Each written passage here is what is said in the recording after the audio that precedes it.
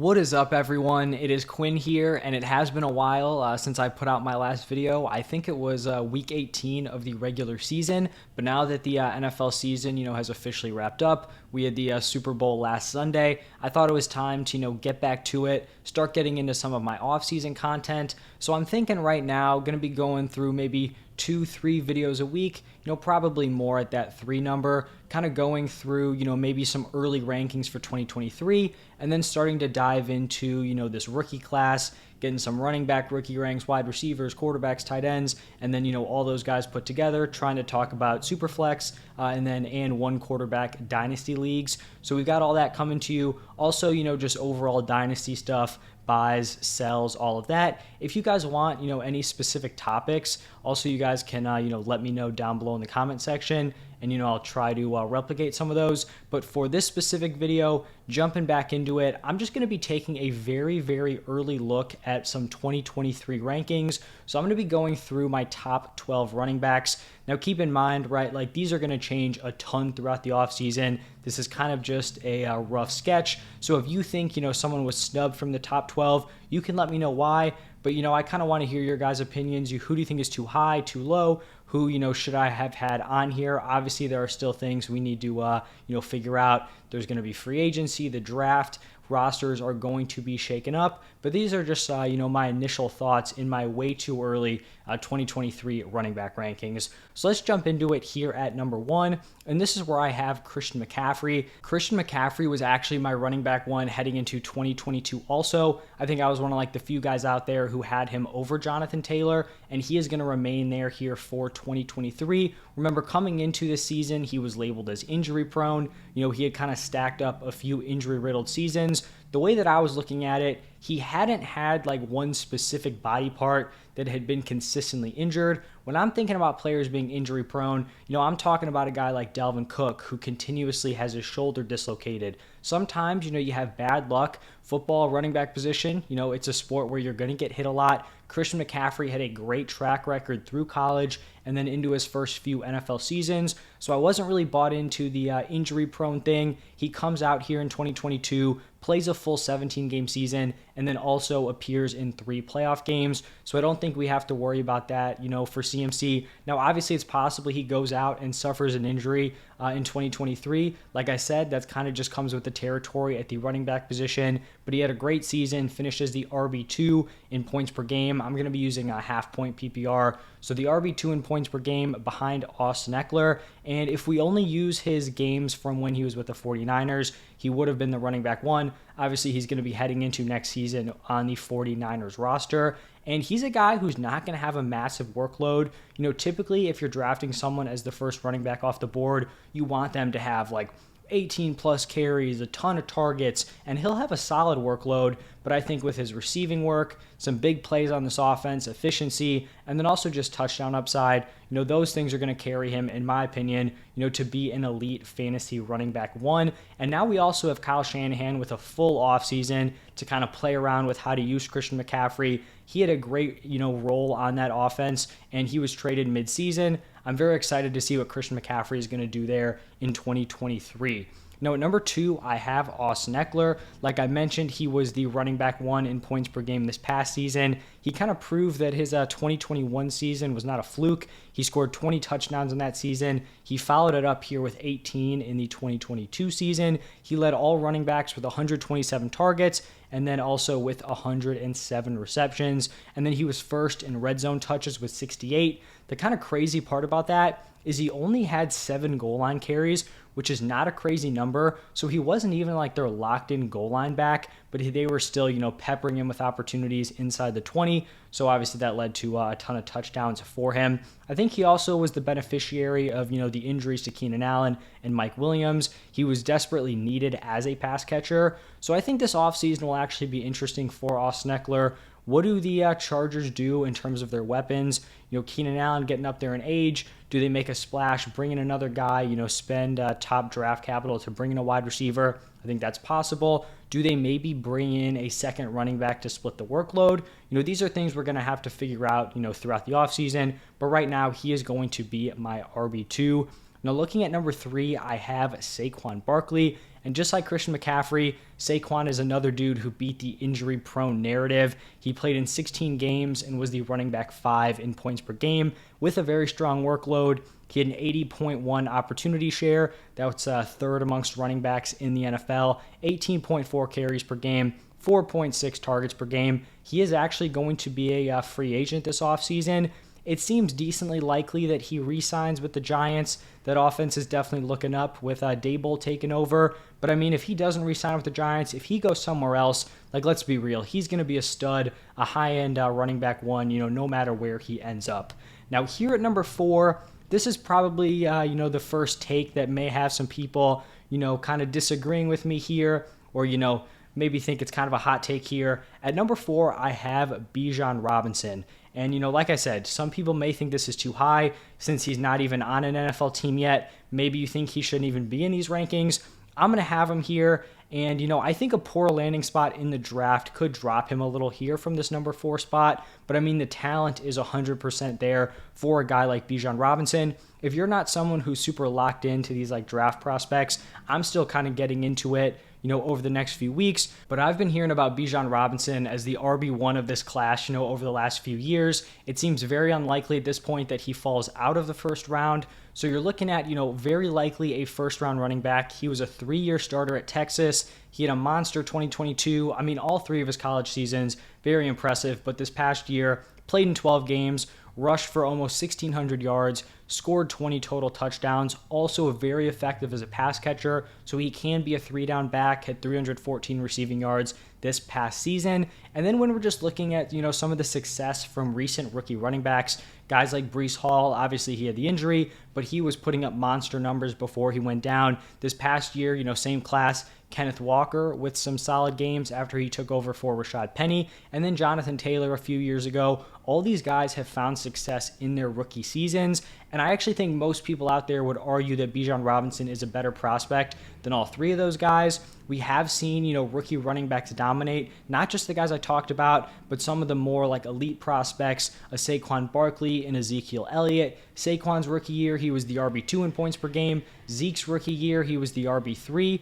I think in terms of redraft for fantasy, I expect Bijan Robinson, when it's all said and done, to be picked somewhere at that 1 to 2 turn. There are also some really, really strong landing spots at the back end of the first. So he's going to be number 4 here for me. Obviously, there's some wiggle room, and I don't really know if I'll see him jumping Saquon, even with a good landing spot. Maybe he moves down a few spots, if he has a really rough landing spot. But personally, I like him here at number 4.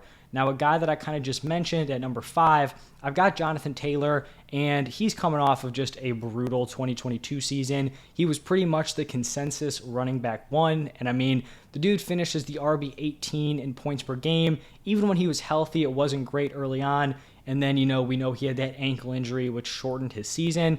As a whole, the Colts offense was all over the place. The O-line was in shambles. I mean, the quarterback play was bad. We had the coaching turnover mid-season. Just, not a ton of things going right there in Indianapolis. I do like the new coaching hire for the Colts. Like what, we saw out of the Eagles with them establishing a solid run game. Obviously, that's going to help JT in Indianapolis. It seems like they're going to have a young rookie quarterback probably taking over, maybe a bridge veteran to one of these guys that they're looking at in the draft. I really think, Jonathan Taylor's 2023 fantasy season is going to come down to his usage. It's possible he slots into that Derrick Henry, Nick Chubb role, where he's getting the early downs but not super involved as a pass catcher. If that's the case, he's probably going to be in that RB5 to 12 range. However, if they let Jonathan Taylor eat, they let him be a 3-down back with that receiving upside. I mean, now we're looking at a guy who could totally finish, as the RB1 overall in fantasy, like he did in, 2021. Now, looking at number 6 here, I have Derrick Henry, and it's possible, I'm too low here on Henry. He put together another really strong season, RB3 in points per game. He had a massive workload per usual, 21.8 carries per game, second highest opportunity share amongst running backs. Now, the Titans do have, some questions to answer offensively. What's going on with the quarterback position? And then with Derrick Henry, there's always some risk, with the age. He's getting up there. He has a lot of usage, a lot of tread on the tires. But I mean, it's also possible that just Derrick Henry is not a actually, a real human being, and he'll just go out there in 2023 and put together a monster season. So he slots in here at 6 right now. Number 7, I have Nick Chubb. He kind of had a strange 2022 because if you were drafting Nick Chubb, you probably thought he was going to be okay, early on in the season. And then once Deshaun Watson hit, he would have the touchdown upside, when he would kind of be a league winner for you later on. And it kind of, happened in the reverse order. He dominated without Deshaun Watson, had crazy touchdown numbers in those games, even though the offense wasn't great. And then he just totally fell off when Deshaun Watson returned from suspension. He still did finish as the RB6 in half-point PPR points per game. We have Kareem Hunt, currently a free agent and really wasn't a factor later on in the season.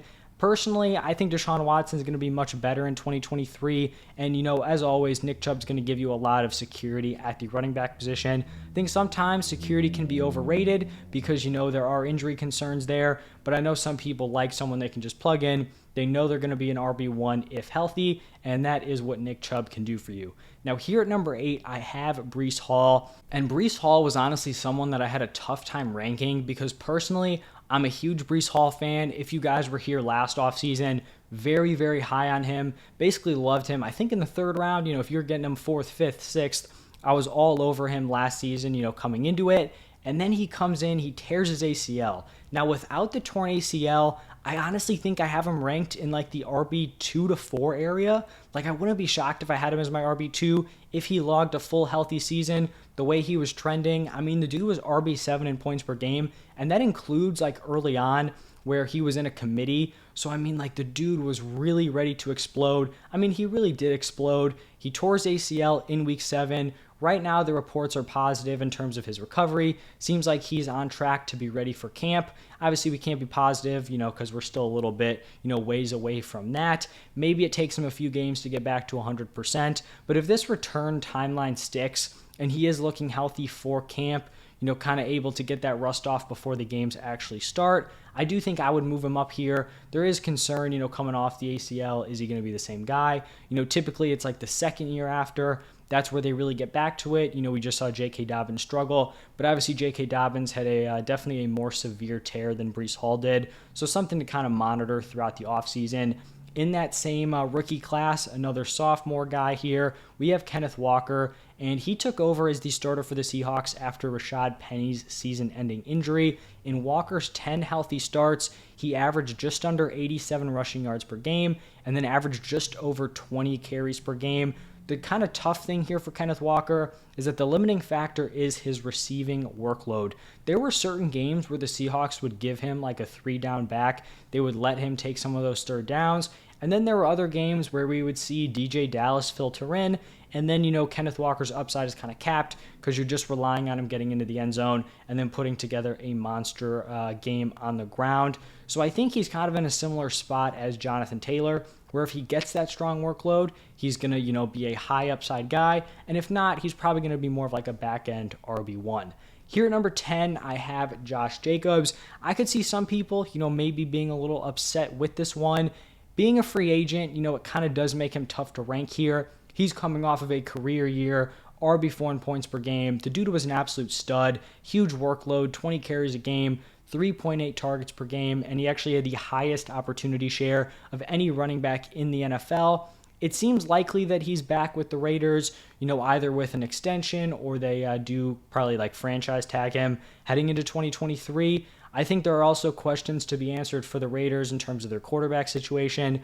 Like if they're, obviously moving on from Carr, if they can't bring in a solid name and, maybe they're kind of, in a rough spot, this could be a really tough offense if they don't fix that quarterback spot. On the other hand, if they go out and bring in a guy like Aaron Rodgers and, they're going to win, I mean, and Jacobs can kind of replicate that usage, he will have a massive fantasy ceiling once again. Now, moving on to number 11, I have Tony Pollard. I think 11 and 12, you could argue some guys to be filtered in here, but I did end up going with Tony Pollard. He was wildly impressive on a very limited workload. He was the RB9 in points per game, despite only having a 48.1% opportunity share, was only at 12.1 carries per game, 3.4 targets per game. I mean, like the target number is solid. In terms of carries, Like, we're looking at guys who had 8, 9 more carries per game than Tony Pollard, and he still finished as a top 10 guy. At this point, it seems decently likely that he stays with the Cowboys, either with the tag or an extension. If the Cowboys are able to keep Tony Pollard and then they end up moving away from Zeke, cutting him, whatever they got to do to get him off that roster, I could easily see Tony Pollard rising up. If they will give him a solid workload, I don't think they're ever going to be giving him like 18 carries, 5 targets a game. They'll probably have another, back to complement him. But if we're in that like 14, 15 carry per game range, 4 targets. In that offense, Tony Pollard could really do some serious damage. And then wrapping up the top 12 here, at number 12, I have Travis Etienne. This could have gone to, a Ramondre Stevenson, someone else in this range. I ended up going with Etienne. I think his 2022 season was a very strong mix of positive and negative. Started off very, very rough. I was very high on Etienne, and I was not feeling great, when we have James Robinson leading this backfield early on in the season.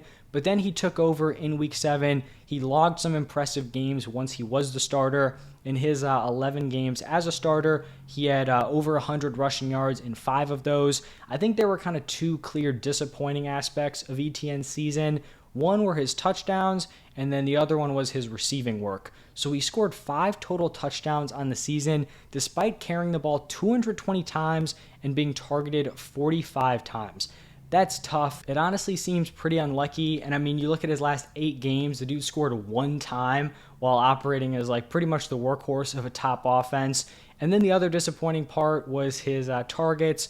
2.6 targets per game is just not going to get it done. You kind of thought that's where he was going to see his upside. It didn't happen. You'd like to see that improve, but he's going to be the running back 1 on an ascending offense. We're going to get Calvin Ridley back. Trevor Lawrence heading into year 3. I think this Jaguars offense is going to be very, very solid, and I think Travis Etienne will be a borderline running back 1. So that is going to wrap it up for my top 12. I definitely think this one ran a little longer than kind of I was expecting, but it is what it is. Let me know what you guys think. Per usual, I'll have the wide receivers up.